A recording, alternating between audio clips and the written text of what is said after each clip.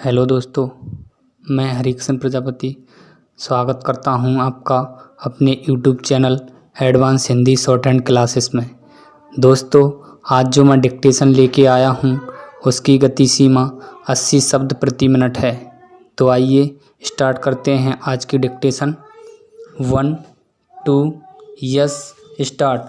महोदया, सदन के सामने यह विनियोग विधेयक जो लाया गया है, इसमें एक व्यवस्था दी गई है कि भारत की संचित निधि में से 1 अरब और 60 करोड़ रुपए से अधिक धन निकाला जाए और उसको देश की उन सेवाओं पर खर्च किया जाए जो अनुसूची में दिए गए हैं।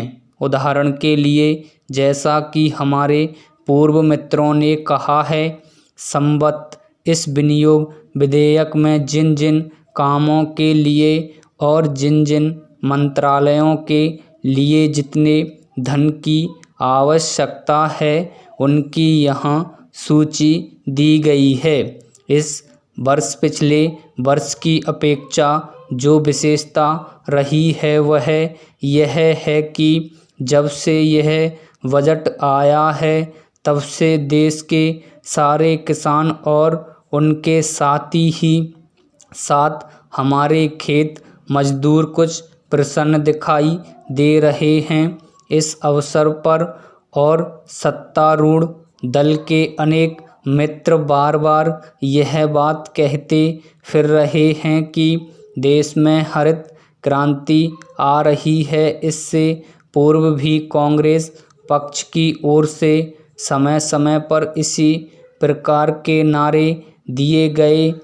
कभी यह कहा गया कि आराम हराम है, कभी जय जवान जय किसान का नारा लगाया गया और आज तीसरा नारा हरित क्रांति का लगाया जा रहा है।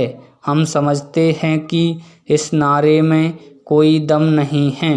इस नारे में इसलिए कोई दम नहीं है क्योंकि यह नारा देखने में बहुत आकर्षक है, बहुत सुंदर है, लेकिन इसके लिए तथ्य बिल्कुल नहीं हैं। किसानों के ऊपर टैक्स लगाने की जो बात मंत्री महोदय ने कही है या अन्य मित्रों के द्वारा कही गई है, वे लोग वही हैं जो कभी खेती नहीं करते हैं, उनको खेती के बारे में कोई जानकारी भी नहीं है। पैरा महोदया, भारत में खेती का जो बड़ा महत्वपूर्ण प्रश्न चल रहा है वह 2 बातों पर आधारित है और यह मुख्य रूप से कृषि की समस्या न होकर खाद की समस्या है।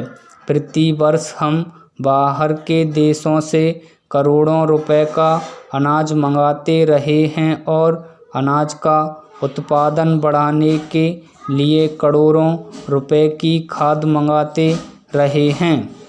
कांग्रेस सरकार की तरफ से पिछले 20 वर्षों से हमारे सामने बार बार यह कहा गया है कि भारतवर्ष बहुत जल्द अनाज के मामले में आत्मनिर्भर हो जाएगा।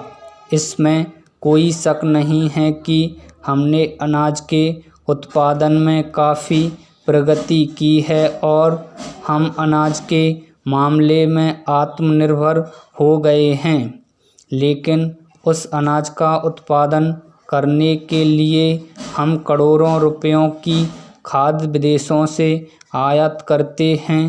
पहले हम अनाज का आयात करते थे, अब खाद का आयात करते हैं। इसलिए यह कहना है कि हम आत्मनिर्भर हो गए हैं ठीक नहीं है। पैरा, जहाँ तक जनसंख्या की बात है उसके मामले में हम यह निवेदन करना चाहते हैं कि एक बार परिवार नियोजन के बारे में और जनसंख्या के बारे में जब सारे संसार में चर्चा चल रही थी तो हमारे मित्र ने आलोचना करते हुए लिखा था कि हमारे सामने आज समस्या यह नहीं है। स्टॉप।